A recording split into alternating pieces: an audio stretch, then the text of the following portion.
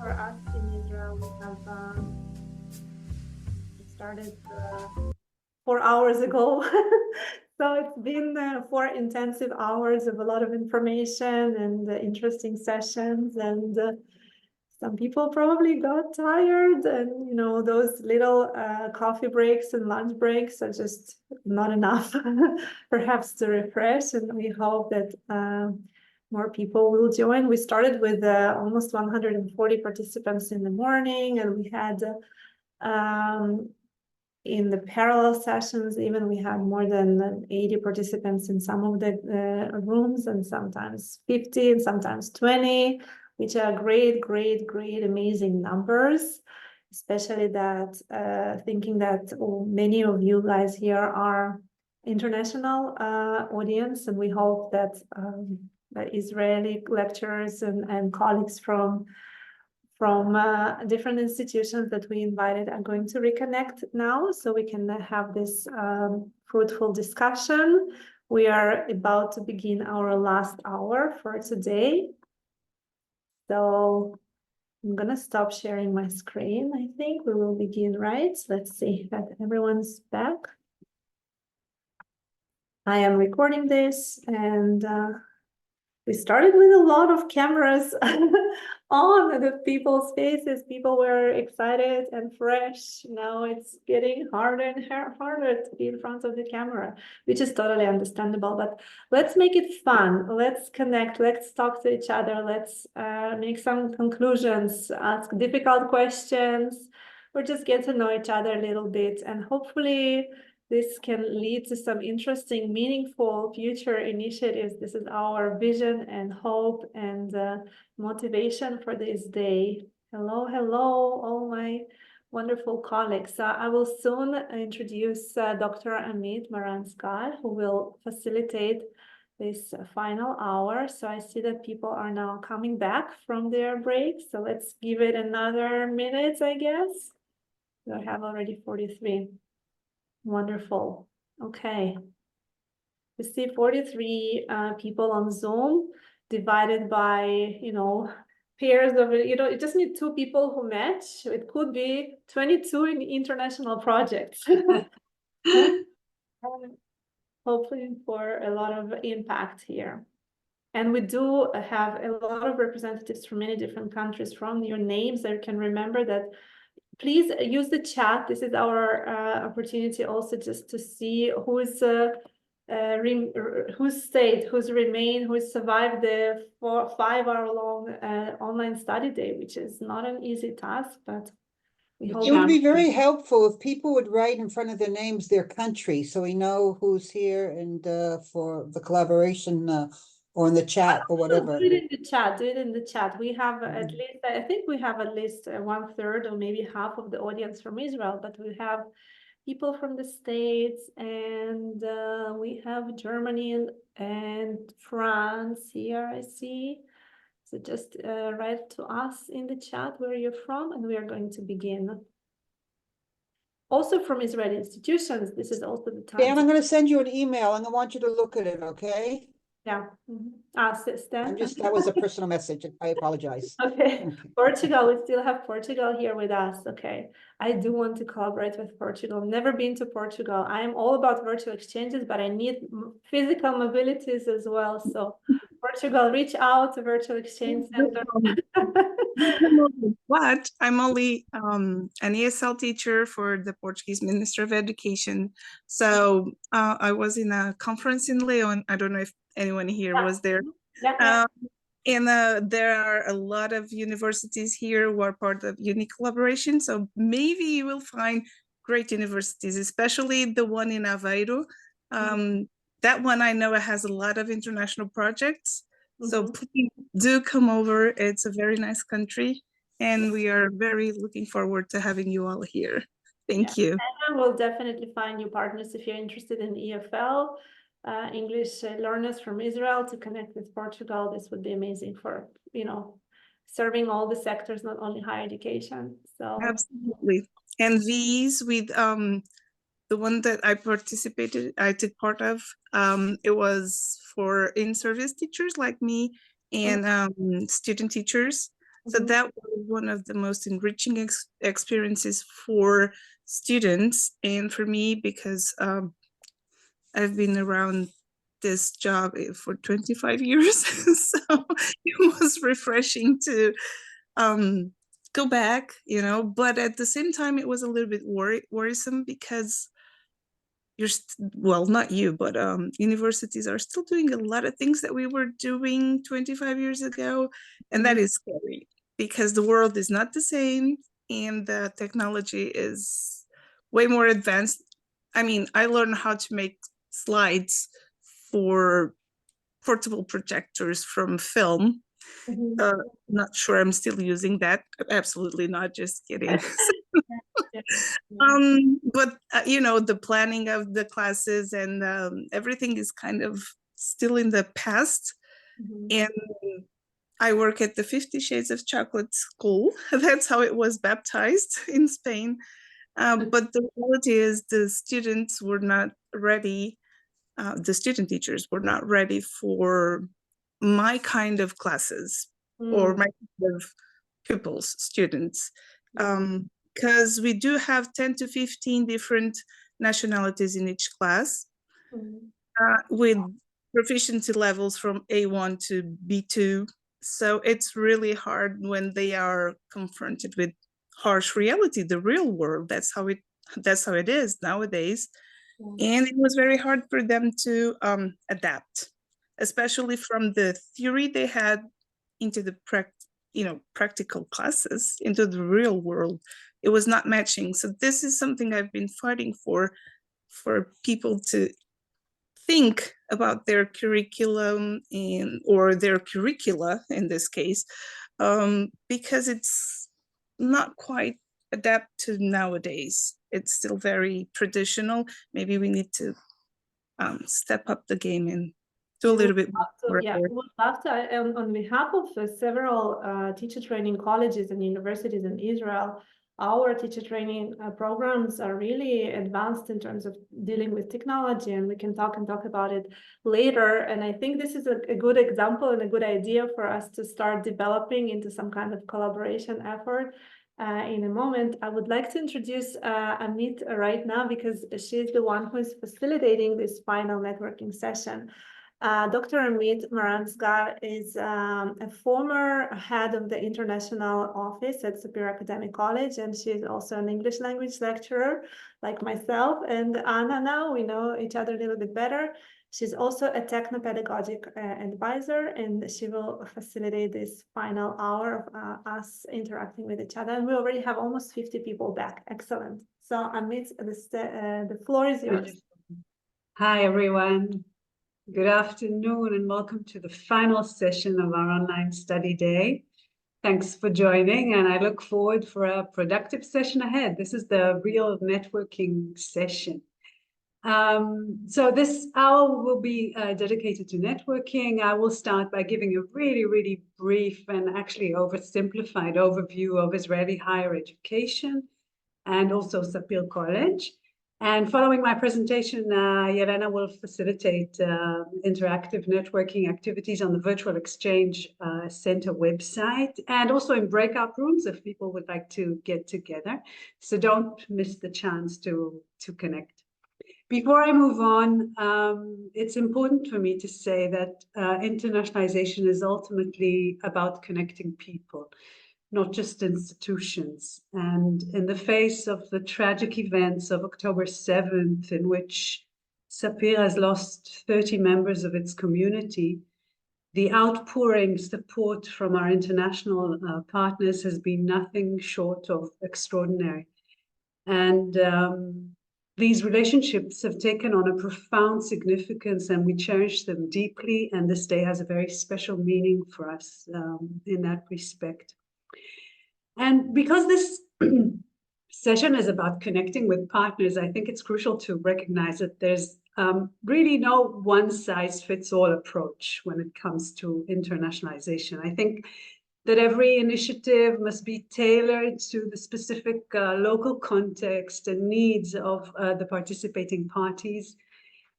Having, facilitated several virtual exchanges and international projects, I genuinely believe, and I think this is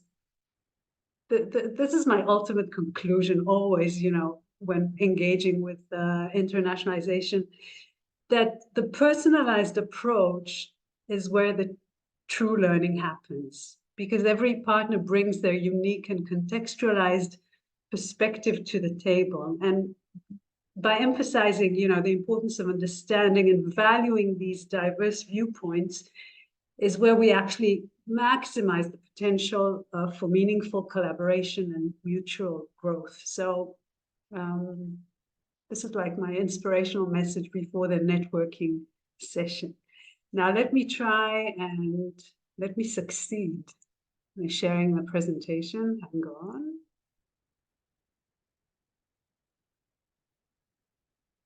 Can you see it? Yes, absolutely. Yeah, thank you. Mm-hmm. So connecting with Israeli institutions, there's a wealth of institutions and academic activity in Israel, a thriving community of experts and a very research-intensive country. So take the opportunity to connect with us. And what does the landscape of Israeli higher education look like today in 2024? Let me just minimize, sorry. Okay, sorry. So we have 58 academic institutions, and they are divided as following. We have, I think it's 10 universities, 22 public colleges off the top of my heart, and Sapir College is one of the public colleges. We have some private colleges and quite a few teacher training colleges. So this is the Israeli higher education landscape. And when it comes to student enrollment, this year we have seen 332,000 students enrolled in all three cycles, mostly, of course, undergraduate students, and the rest are MA and PhD students. Some points of focus, by the way, these statistics are taken directly from the Council for Higher Education website. And these are the focal points that the Council is emphasizing for the last, well, at least, you know, the past decade. Of course, the status of women in higher education, I think today it stands on 60%. Digital pedagogy, which of course is a global issue, we're also very much into developing meaningful and significant digital pedagogy. It kicked off, like for everyone else, with COVID, but we started even before that. And a big theme is making higher education more accessible to all sectors of society, with an emphasis on Arab society, the ultra-Orthodox society, the Israel's periphery, and also students of Ethiopian descent, immigrants from Ethiopia. When it comes to internationalization, by now you realize that it's very much supported on a national level. Israel ranks among the top countries in the proportion of individuals with middle and higher education. There's extensive infrastructure, for international research and collaborations, not just research, also teaching. And currently there are 12,000 international students in Israel. Most of them are not undergrads, most of them are doctoral and postdoctoral students, but that's the going number. And of course, you've seen, I don't know if you, well, some of you participated in Einav's session, and she was representing the Erasmus Plus International Office, Israeli office, which works together with the Council for Higher Education. When it comes to Sapir, this is these are a couple of pictures from our Entrepreneurship and Innovation Lab. We call it the X Lab. And it's a beautiful interdisciplinary space that was launched a few years ago. Sapir's mission is really to provide high quality, equitable, and accessible higher education in Israel's southern periphery. And this is not just a slogan for us. Actually, everything we do at Sapir is measured against the question, how will the community benefit from what we do, the surrounding community? So we consider ourselves a financial hub, an educational hub, a social hub, a cultural hub. We've seen over the years the extended impact that we've had on the region, and we take a lot of pride in that. That is what we get up for in the morning, actually. Sapir, as I said, it's, well, I didn't say that, I think Omri said that it's located in the western Negev region, and it's deeply embedded in the surrounding community, being the largest employer in the region, so it's very significant. And these are some pictures from our beautiful campus. We have a lovely campus, and we're gradually returning physically to campus. We're still mostly teaching on Zoom, but hopefully we'll be getting back to campus these coming months. We have over 7,500 students enrolled at Sapir, and it's one of the biggest public colleges in Israel. So this is the scale in Israel, you know, about 8,000 students. This comprises one of the biggest public colleges. This is the scale. The population of Israel, by the way, is almost 10 million.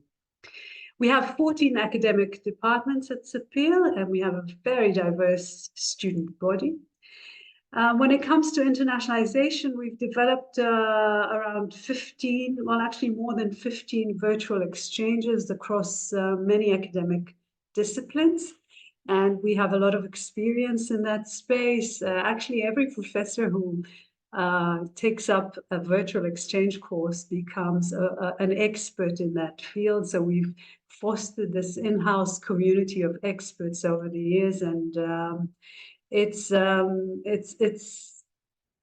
was incredible to see it, because we started really small. And this is my tip for everyone else, you know, if it feels too overwhelming, just start small, take a baby step, and then things will grow from that place. So we started with virtual exchanges before COVID. We participated in one of the Erasmus capacity building projects, and we developed a few digital courses. And then when COVID hit, we leveraged the situation, and we turned to all our partners and offered them to develop virtual exchanges / coils / whatever you want to call it. And with some of them, we started really small, and these partnerships grew beautifully. And I think that around every virtual exchange, something extra happened and is still happening, actually. So from one course, it became a partnership that spans across the department. And then there was also physical mobility, which was included, and it became something far more extensive than the original virtual exchange. But it started with that. It just started, with 2 professors. And I think that's the beauty of it. We've also participated in 14 Erasmus Plus capacity building project, which is quite a large number for an institution in Israel of this size. And we're also active when it comes to student mobility, but less active than virtual exchanges and the capacity building projects. It's an area where we aspire to grow and expand.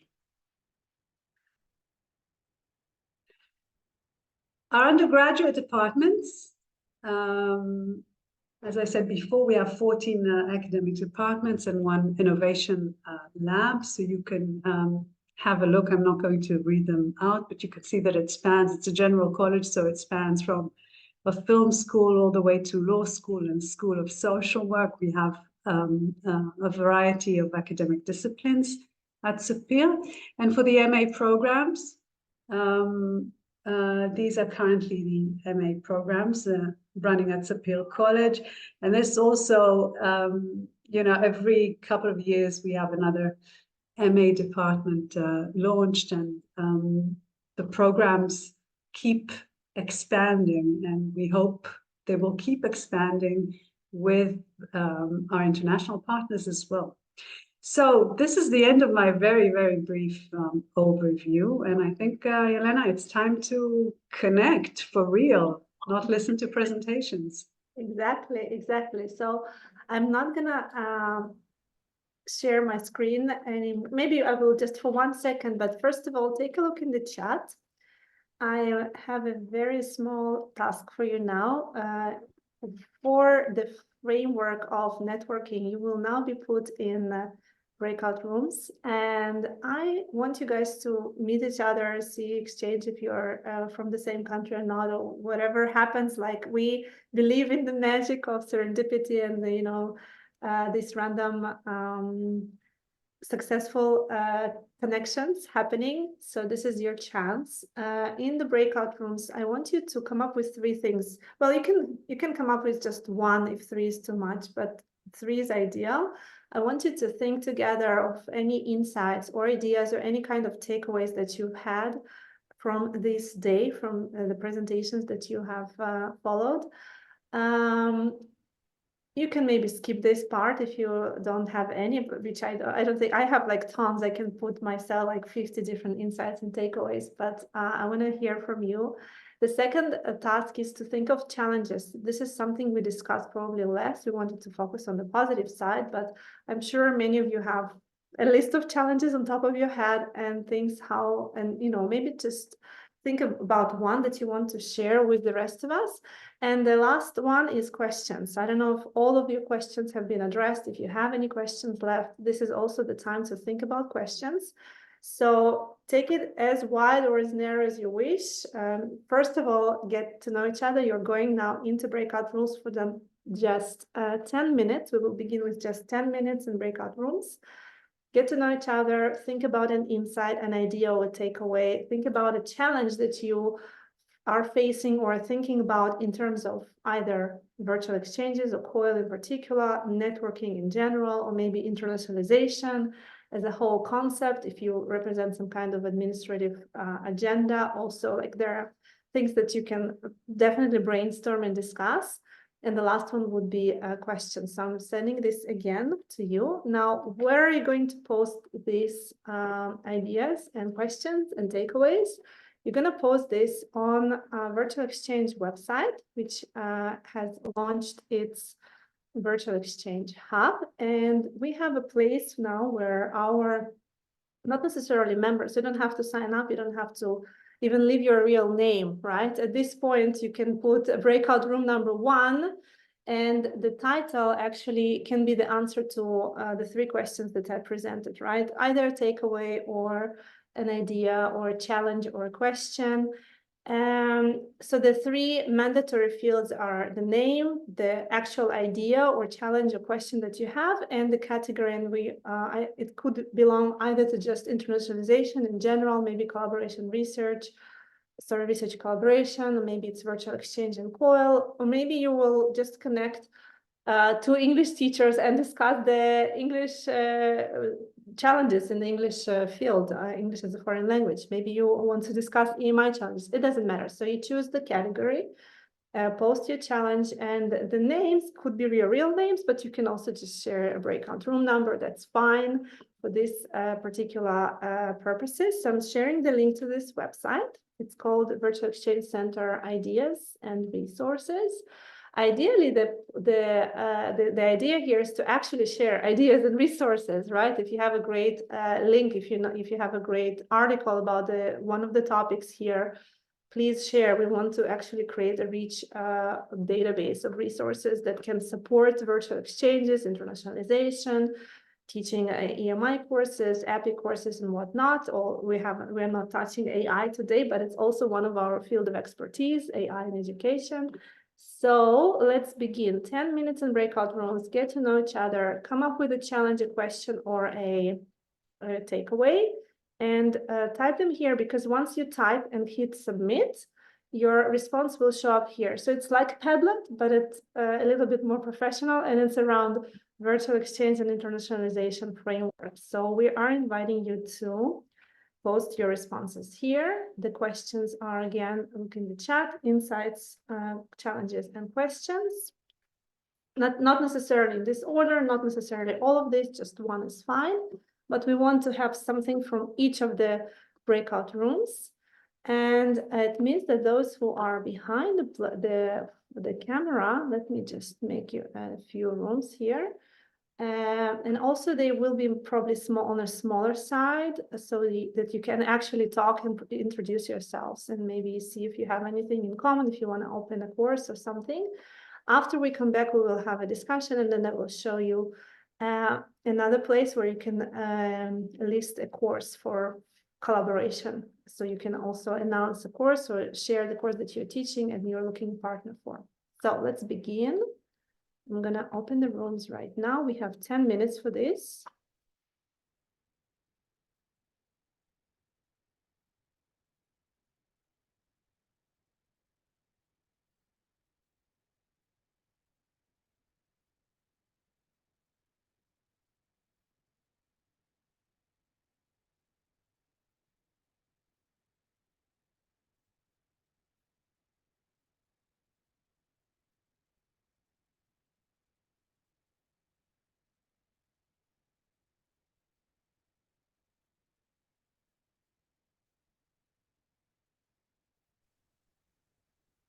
Yeah, okay. Sorry, Helen, do you hear me?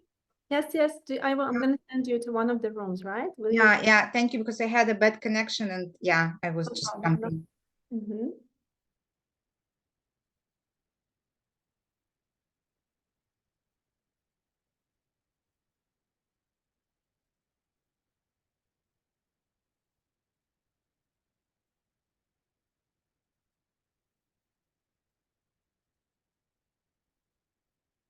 Just making sure that all of the rooms are actively involved.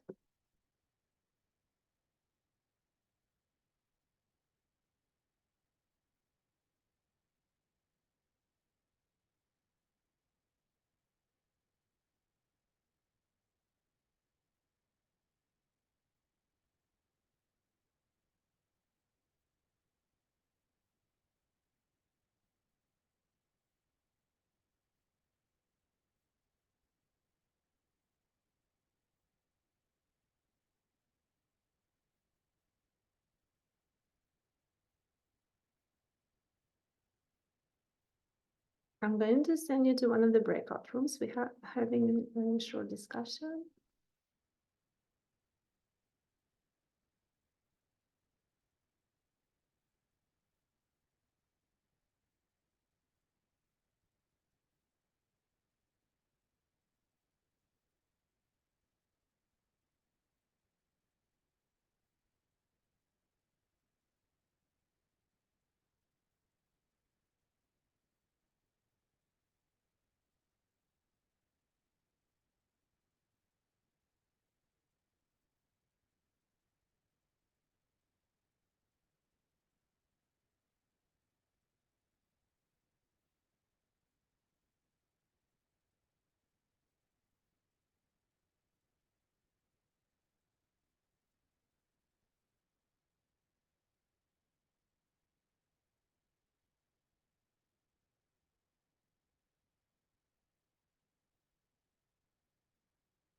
Recording.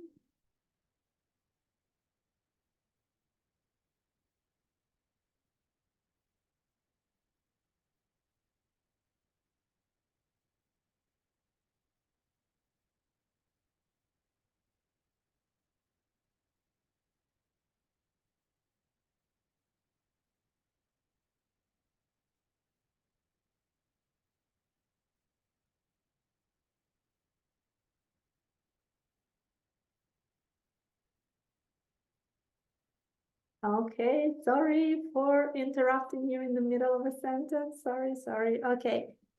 That's what usually happens. Sorry. Yeah. 10 minutes are up. Imagine we have like 20 minutes before the end. But I know it was too fast. And the task was to think of an insight, an idea, a challenge, or a question. I don't see anything posted, so probably you didn't even get to that part yet. Did you have anything that came up out of the discussion that you want to bring to the full audience? That would be interesting to hear. Well, Elena, in our group, I mean, we had about 6 people or just a few more, but we barely got through like introducing ourselves and talking about our background. So yeah, we did not get to the task. Apologies. that's fine.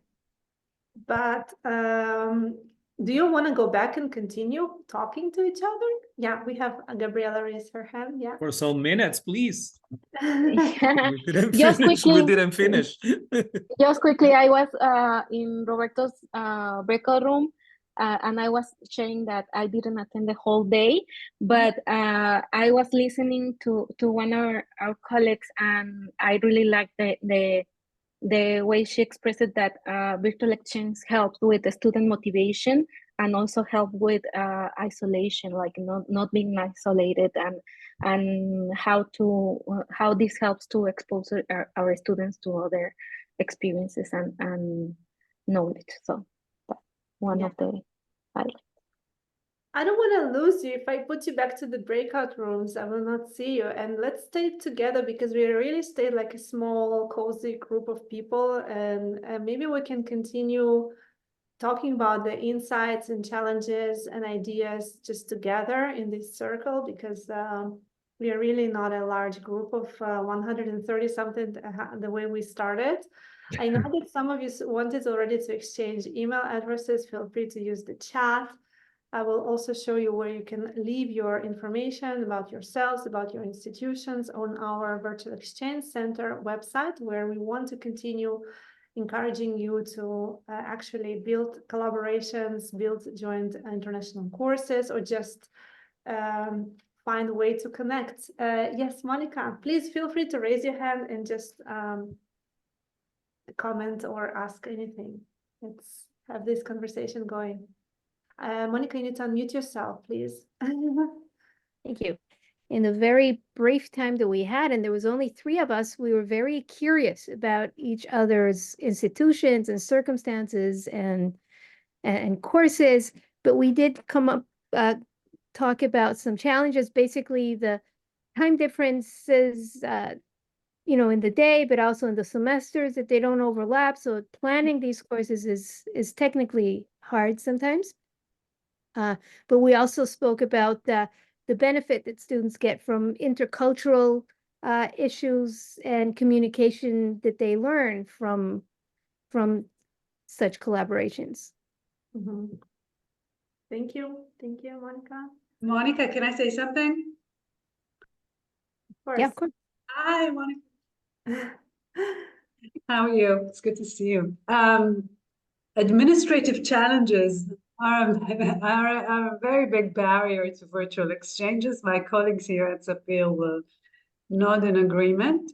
And we found, different various creative solutions for that. We either had a crash course in the summer, or we didn't sync the entire course. So the Europeans started before us, and then we joined, and then we continued after them. So there was like 70% of synchronized sessions.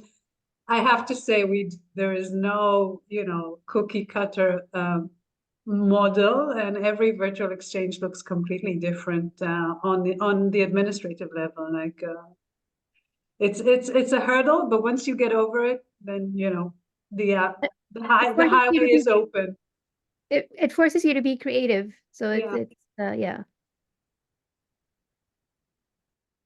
Yeah, my creative solution for that, I want to actually have a virtual exchange in my next semester. So I needed to reserve my husband's parents to take care of my kids in one of the evenings, because I do want to connect with the United States, Brazil, and that part of the world where I have found some interesting new connections. And it means that I need to take one day off being a mother to a little one, and really invest in this, which also is a one part of the job, I guess. It's part of the challenge, right? When you have to adjust the time difference.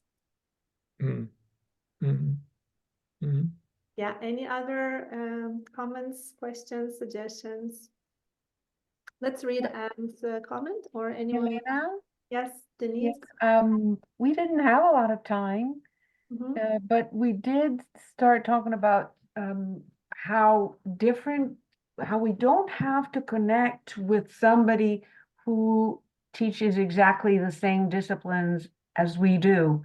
We can find collaborations between different disciplines and put the students together in modules, which we plug into our different courses, where they just have a project together or a few units together that bridge those where the universal interests for various disciplines. So if anybody is interested in a collaboration, it doesn't have to be with somebody from the same discipline.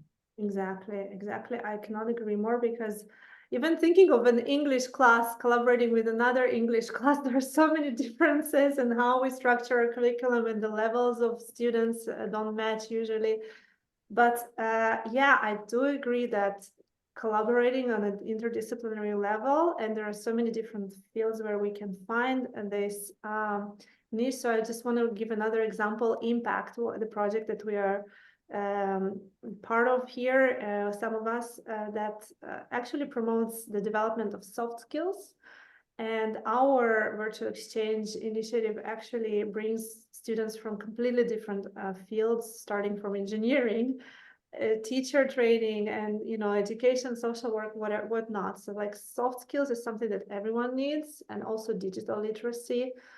Part of the initiatives could be learning how to leverage and understand the new AI tools that now emerge with immense speed, and overtake the life of students and even some faculty members. So we are trying to navigate that world as well in some of the virtual exchange initiatives. So I just had my first online student conference last week, where the virtual exchange students presented their personal use cases of how they use AI tools for their academic studies. And they come from different disciplines. They come from, some of them are computer science students, some of them were like in electrical engineering, and very, very different fields. And definitely it doesn't have to be the same discipline. I agree. Are there any Dr. other? Elena, Yes. I was in the same group with Denise, Mhm. and she was sharing something about different disciplines, and you were talking about that. Actually, I'm participating in a project with 2 universities from the United States and 1 from Brazil. And we are going to start this week talking about the ODS and the impact that they have in different countries around the world and what are people doing in these countries. And it's very interesting because students from different fields, from different careers are going to participate. So we have more than 100 participants until now, and we're going to have synchronous and asynchronous meetings during 4 weeks. And I think it's going to be very interesting. We have some guests from Asia also. Mhm. And I think it's this kind of collaborations are enriching and really interesting. Thank you. Thank you very much. Thank you very much. Wow, that's really exciting. Good luck in this virtual exchange. I'm sure it's going to be a big success. I would like to also address a question by Anne Gladys from Tel Aviv University. She wrote in the chat. Anne, do you want to speak up? Are you still here? Your question is really relevant, I guess. If you can, open this discussion, we can. Yeah, it was just in a group with the colleagues from colleges in Israel. That we said, especially when we are I'm in a language department. So when we are with language departments, then the question was a bit how to identify other disciplines or, partners, how to reach out to them and how to find indeed people for them it's meaningful to join in those projects and how to promote. So once we have an idea how to promote it, and, this is still something that's kind of not so clear yet. So that this we identified as a challenge. So it's not really a question. It's yeah. Yeah, but it's really a relevant one. Like once you're not sure how can it fit, right? And when, and sometimes we are stressed with time. We want to deliver our content and we don't see, because running a virtual exchange actually takes time and effort, and it means that you will subtract something from your existing syllabus if you want to implement it in your current curriculum. It is a challenge sometimes, not a small one. And so what is the way where we can actually connect to the partners that are meaningful partnership, right, in the right way, and how to make this target audience correct. So it's a very interesting question, and it's sometimes a matter of luck, and sometimes you make mistakes and you don't get to work with the meaningful partner, but I don't think we need to give up. Elena? Yeah. Yeah, I would like to comment on that, and because I've been helping professors to find their match, but again, I shared the example of the dating apps and how to you need to keep exploring and not design on the first try. So first you need time. You need time, explore some profiles, then reach out and share something interest that it will be helpful for you, but also for the students.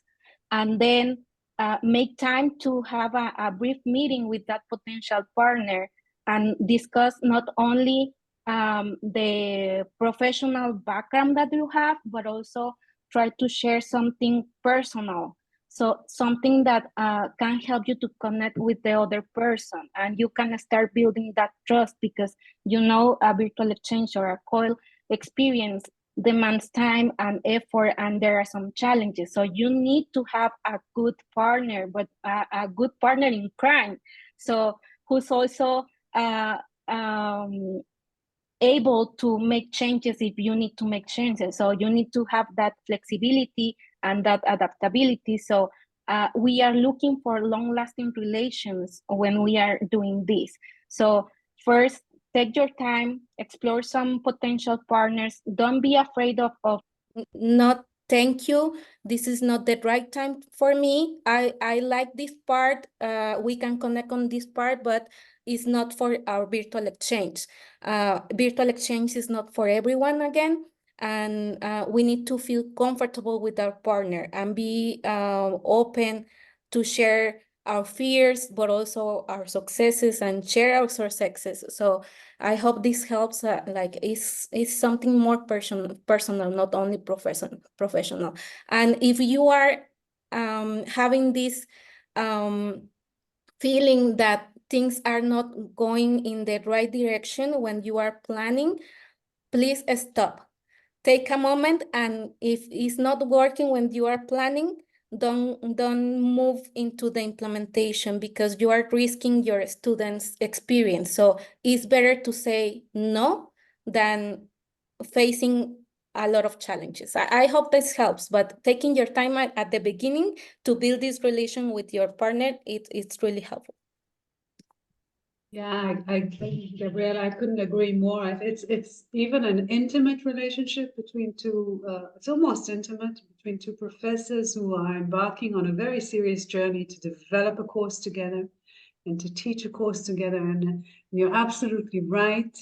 I've had some bad experiences with virtual exchanges, and we also have to talk about the bad experiences, because we can learn from these cases, and the problems were exactly what Gabriela was just describing. The workload was not balanced. Somebody was doing all the work and the other partner was just not really engaged all the way, and that just doesn't work. The two parties have to understand that they're 50-50 in this project together, and they have to like each other. I mean, it's a people's project. You have to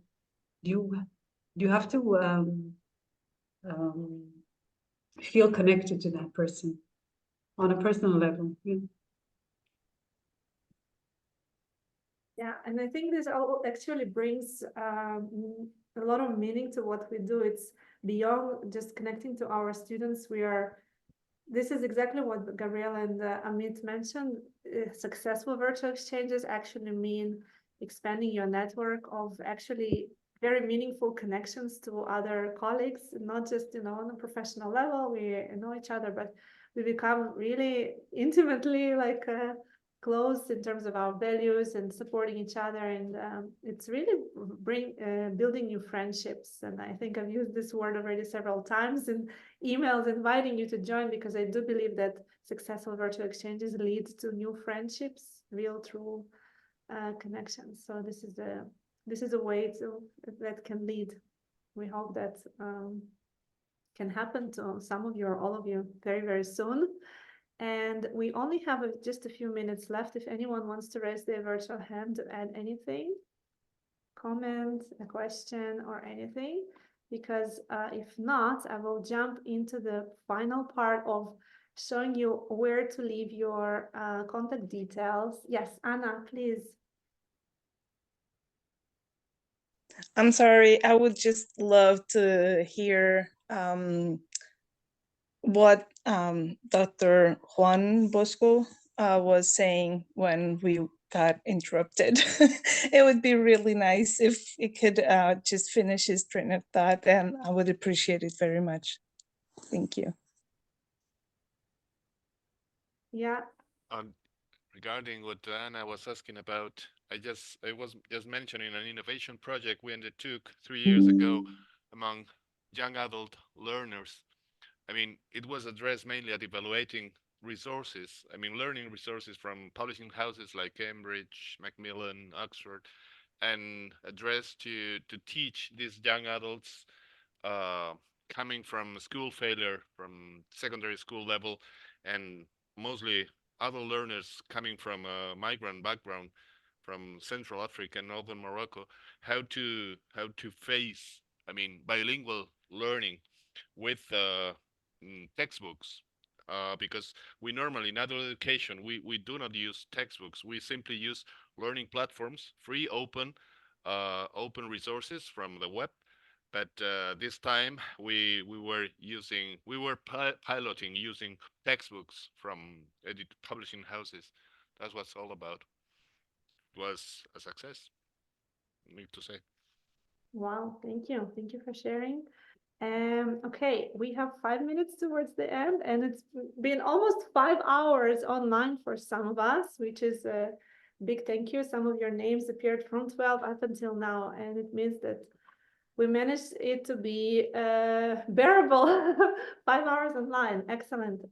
Okay, so I would like to lead you to the resource, hopefully, but also enrichment database that Superior Academic College, Virtual Exchange Center, Impact, all of our collaborative efforts would like to offer you to join and become part of our community hub.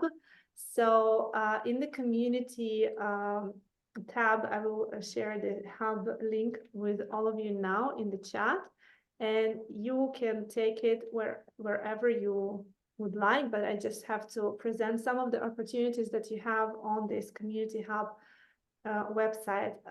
For you, first of all, we are inviting you to list the courses that you are planning to teach soon, maybe in 2025, and you would like to try virtual exchange with here in the course listing page, you can actually just scroll all the way down and publish your own course suggestion with the learning outcomes that you anticipate. Again, some of the fields are mandatory, some are optional, but of course, please share the title of your course and whether you are open yourself to be a guest speaker in a similar course or a multidisciplinary kind of virtual exchange experience, whether you're open to a short virtual exchange mini module, 3 to 4 weeks, or whether you are interested in building a full joint course. So you can mark as many or as few options as you wish,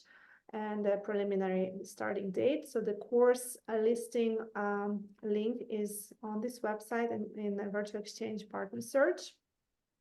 In the virtual exchange hub, again, you can also find announcements for events and training. So this means that you can either post your own organization training announcements, conferences, different partner affairs, different things that are going to happen soon. Can be posted here as well. We will, cross post from different platforms. There are so many different hubs and platforms that support virtual exchanges, and we want to join this club of virtual exchange support systems. So you can post your events also on our website, and we will make sure to distribute it in our email list, which is already almost 2,000 academics interested in internationalization, virtual exchanges, and so on. We have a forum discussion, a place where we started this discussion called Ideas and Resources. This is a place where you can share links to different lesson plans, successful virtual exchanges, maybe share your mistakes, right? We will learn from each other. So this is where you can either share a link, share a PDF file, or any kind of resource. And I will be also uploading my own wealth of resources devoted to virtual exchange, so you can go and explore and also contribute, of course. In the networking part, last but not least, I think the most important, we are inviting all of you to, first of all, introduce yourself personally. And I already see all of this website is a user-driven website. You just go inside, enter your details, add a photo of yourself, and I see some people already started adding their information about themselves. This way we will, create a community, professional community of academics in Israel and around the world interested in these areas of internationalization, teaching EMI courses, virtual exchanges, English teachers, and AI in education. And the final link here is for you to introduce your institution, because we are interested in promoting collaborative projects, international, sometimes there are grant calls and we want to find a partner. So if there is an institution here listed, we will definitely approach you and ask to collaborate, to submit some kind of joint project, maybe for a grant with Erasmus or other initiatives that support virtual exchanges. So you're more than welcome to go and explore the website, leave your details about your organization, your institution, and we will be happy to keep in touch. And this, I think this event is about to finish. It's already 5 p.m. in Israel. Everything is recorded. You can find a YouTube live stream from 12 p.m. 5 hours live stream on YouTube. You can actually, move forward. And some of the parallel sessions that were recorded in a different link, they will also be added to our YouTube channel. You will all receive a follow-up email. I think there has been several times that we have asked you to kindly fill out a feedback questionnaire. I'm sending it again. This is very, very important for our quality assurance and for hopefully making these events better next time. And thank you very, very much for joining us. And we hope it was interesting and insightful for many of you. Thank you. Thank you, Elena. Thank you. Thank you, everyone. Thank you very, very much. Thank you. It was great. Bye. Thank you. Thank you very Bye. much. Bye.